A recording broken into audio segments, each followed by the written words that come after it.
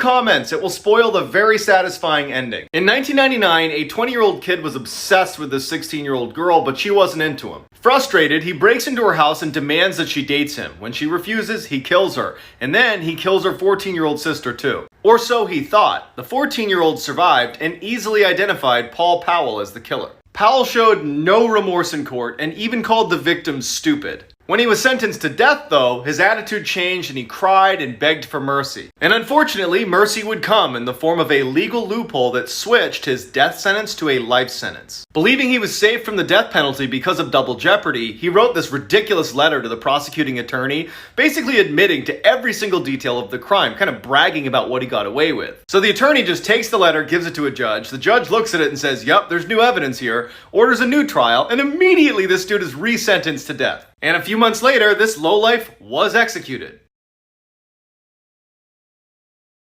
These photos are not at all what they first appear to be. Part 3. This appears to be a sightseeing photo, and it was taken in 2015 in Alabama on a hike. The girl in the picture is 18-year-old Jolie Callan, but it was taken by her ex-boyfriend, Lauren Bunner, right before he shot her twice and pushed her off the cliff. She texted her friend the night before, "If something happens to me, you'll know who I was with."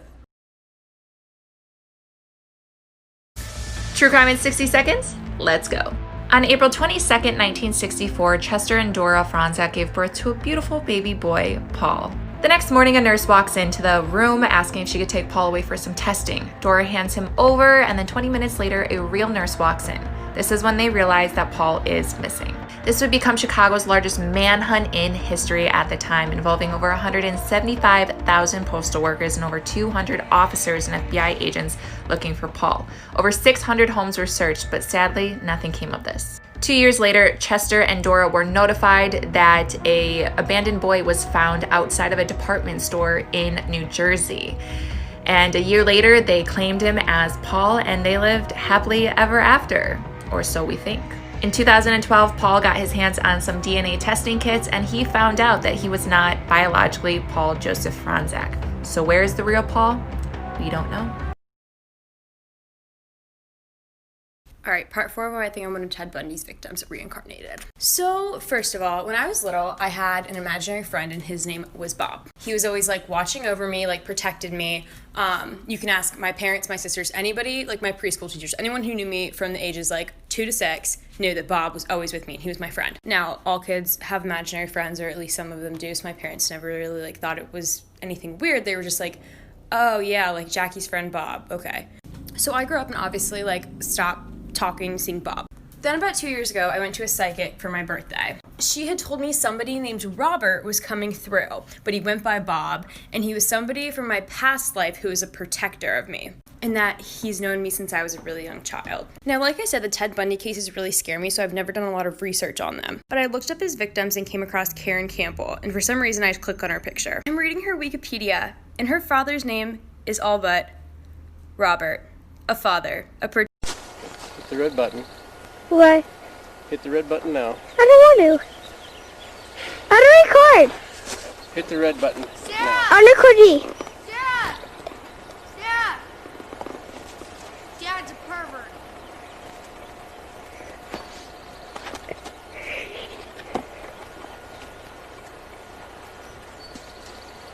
Yes, sir. Give me the camera now.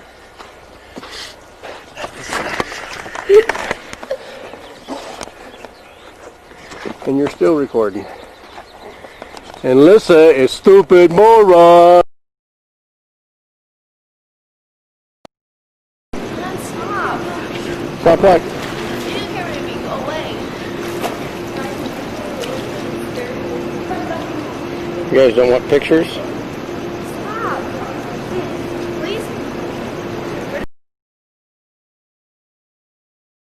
This is why you shouldn't go for walks in Sweden. In 2008, a Swedish woman went out for an evening stroll with her dog, but never came back. Her husband went looking for her and found her dead next to a lake. The police immediately blamed her husband and sent him to jail. After a few months, the woman's forensic analysis report came back, and it was clear the husband was innocent because there was all this hair and saliva on the woman's body that was not his. It turns out there is a very strange phenomenon that occurs in Sweden in the fall when all of the apples have fallen off of their trees. Those apples ferment, and then hordes of moose eat those apples, becoming drunk, and oftentimes very belligerent, like this drunk moose who got stuck in a tree. The hair and saliva of the killer belonged to a drunk Swedish moose.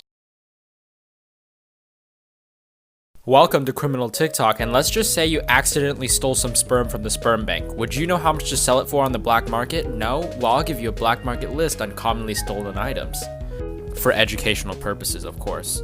Breast milk generally goes for about $1 an ounce. A stolen social media account usually goes for around $2 each. A vial of holy water on the black market usually goes for about $30. Syrup on the black market usually goes for about $36 per unit. A human wig with actual human hair usually goes for about $60 on the black market. A stolen passport usually costs about $90, however sometimes you have to do some photoshopping. A fake ID goes for about $120, however you also have to do some photoshopping. A vial of sperm usually goes for about $400 depending on the person. The average organ goes for about $3,000 on the black market. A living human usually goes for about $8 million. The corpse of a celebrity usually goes for about $45 million. This is the weirdest, most toxic marriage I've ever seen in the history of life. So this is Linda, and one day she was just hanging out at the Bronx when all of a sudden a car pulls up, stops in the middle of the street, and out comes good old Bert. He was a successful attorney, and he was like, listen, you're the most beautiful person that has ever existed. Please date me. So she does, and they start dating, and it was really cute in the beginning. And then she finds out that he has a wife and a kid at home. Now, you would think that Linda would be the one that would be mad, but Bert got mad and he said, listen, if I can't have you, ain't nobody gonna have you. And when I'm done with you, nobody's gonna want you. End quote. She reported it to the police and they didn't really do anything, so she ends up moving on and gets engaged to a guy by the name of Larry. So when Bert finds out about the engagement, he decides to hire someone to throw acid in her face. This will leave her eventually permanently blind and scarred. So Bert gets sent to prison for 14 years, and when he's released, this is the kicker. He proposes to Linda. And she deadass accepts. And they get married. She said that the best revenge for blinding her was now that he has to put up with her every day. Welcome back to Female Murderer TikTok. This one's about Nanny Doss. Buckle up. Nanny and her husband had 4 kids. 2 of them died back to back from poisonings. The husband was like, something ain't right. And then he took the kids and left. So Nanny gets remarried, kills him, buys a house and land with the insurance money, and is like, oh, I like this. She reunites with her daughter. Her daughter's like, hey, can you watch my baby for a little bit? And she's like, totally. And then the baby dies in like 3 days.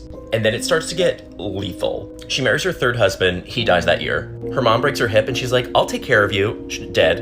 Both of her sisters die in the same year in different towns, all while Nanny's visiting. She marries her 4th husband. He doesn't even make it a few months. Then she marries her 5th husband. He dies a month later. But finally, in that autopsy, they were like, there's a lot of rat poison in this guy. Did you do this? And then Nanny goes, yeah, I did that to all of them. So she gets life in prison, and before she dies, they interview her, and they're like, why did you do it? Was it for the money? And she goes, money? I was bored. I want to bring light to a person whose death has not been talked about enough in the Black community and just in general. So this is Kendrick Johnson, and he was murdered on January 11, 2013. His body was found rolled up in this mat at school, which is just completely disturbing. Detectives ruled this an accident, which is completely absurd, but I'll get into why they ruled it as an accident later. Detectives said that he went into the mat to retrieve his shoe and he got stuck and suffocated. His family did not believe this, so they did some digging on their own and hired somebody to actually check out his body. It turns out that he died from blunt force trauma. It is suspected that 2 white males that went to his school actually killed him because they were seen on video coming into the gymnasium after him. It was later found out that he was stuffed with newspaper too. He had no organs or intestines. I believe one of the boys' dad actually was a police officer, which is why this was so easy to cover up. His family sued, but that would never bring back Kendrick Johnson, and that would never bring actual justice. Everything I'm about to say is 100% true. My husband's uncle recently passed away, but everything surrounding his death is extremely suspicious. His wife called us on the 17th and let us know that he passed away on the 11th and that she already had his funeral.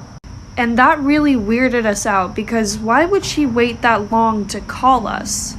So we decided to do a little digging. We called the funeral home director, but he couldn't tell us anything without verifying our identification first. But he told us this was a really weird case and that we should call the Justice of the Peace. So we called the Justice of the Peace, and he told us that my husband's uncle's wife told the cops that he didn't have any family. And we also just found out that she didn't even attend the funeral. So we're gonna go investigate next week. I'll keep y'all updated.